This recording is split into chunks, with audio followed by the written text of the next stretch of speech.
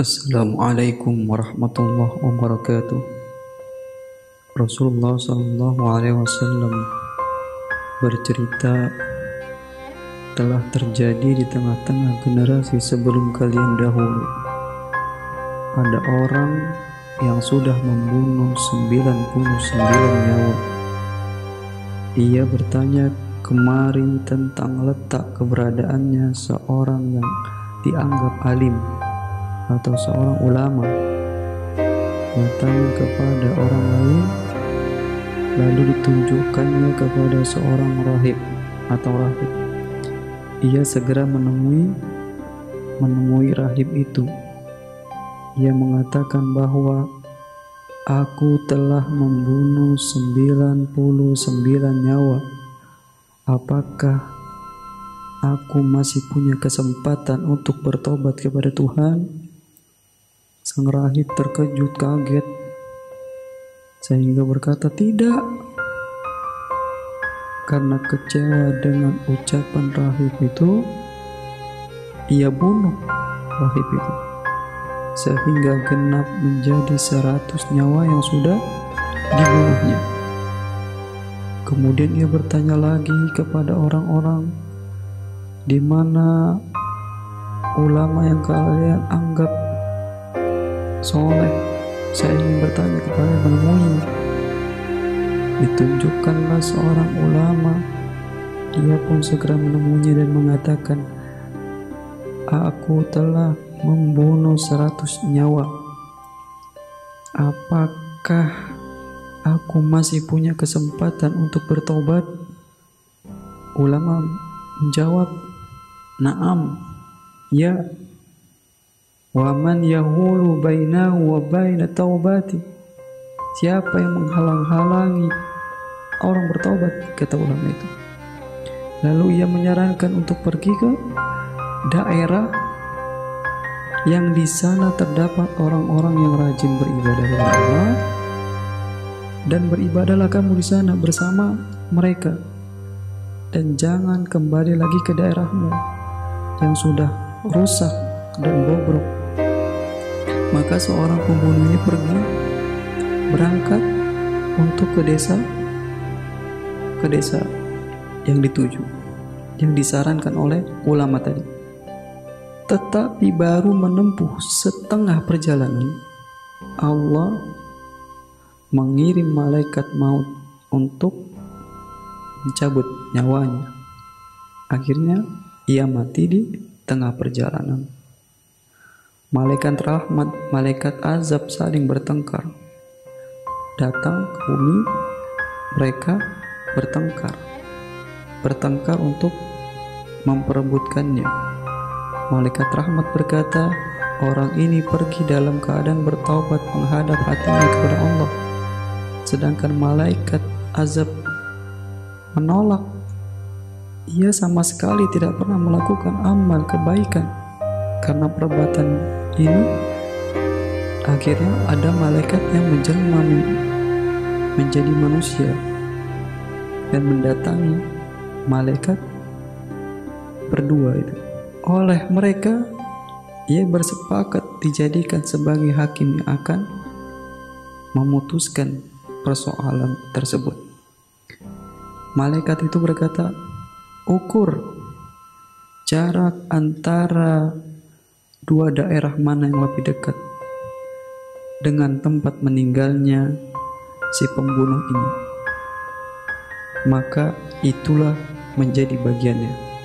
Kedua malaikat ini lalu mengukur. Ia ukur,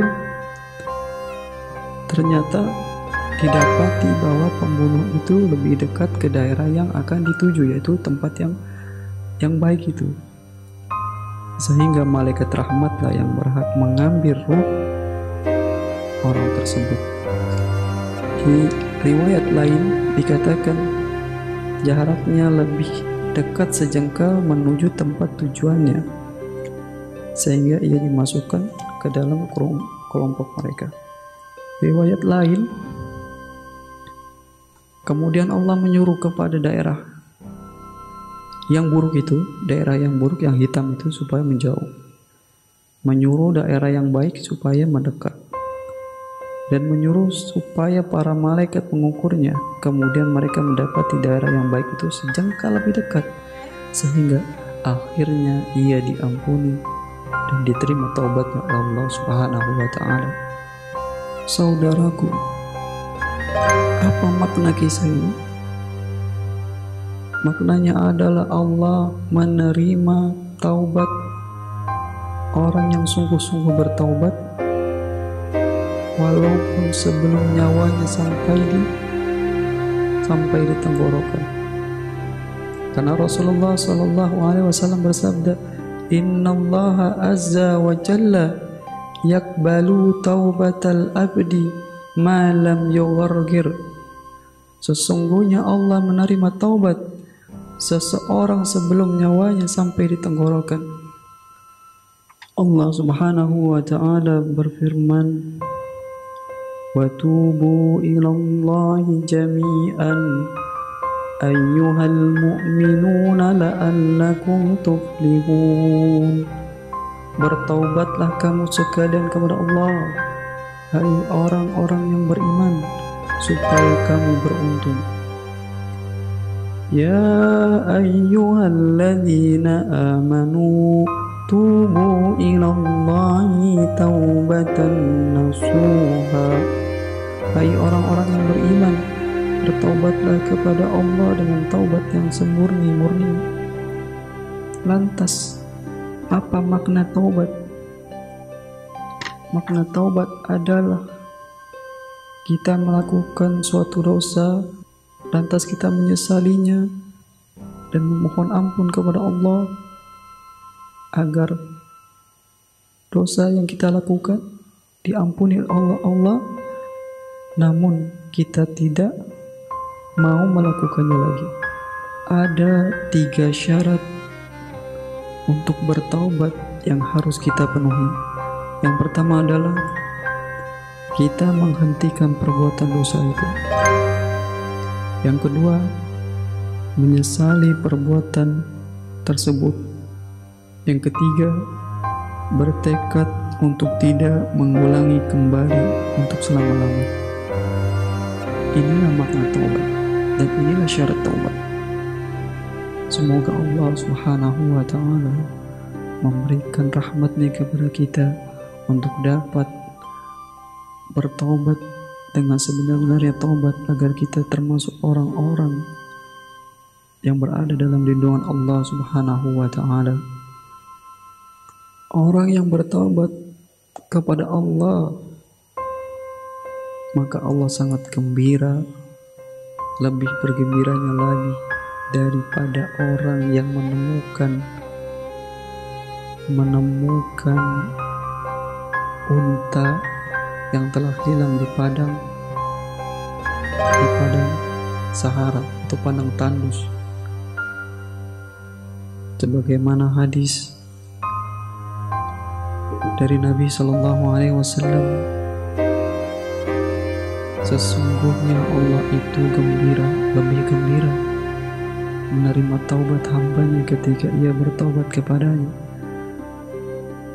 Kegembiraan ini melebihi kegembiraan seseorang di antara kamu sekalian yang berkendaraan di tengah-tengah padang pasir. Kemudian kendaraan itu lari, unta itu lari, atau kuda itu lari, meninggalkan dengan membawa bekal makanan dan minumannya. Lalu orang tersebut putus asa, mencari kesana sini, tidak menemukan kendaraannya, dan ia lantas berteduh di bawah pohon dengan membaringkan badannya. Tiba-tiba ketika ia bangkit dari rasa putus asanya, ia menemukan kembali hewan kendaraannya itu lengkap dengan bekal yang dibawanya. Kemudian ia segera memegang tali kekang yang dipegang talinya. Karena saking gembiranya, ia sampai salah berkata, "Ya Allah, Engkau adalah hambaku dan aku adalah Tuhanmu. Ini adalah manusia, bagaimana gembiranya Allah melebihi dari orang ini."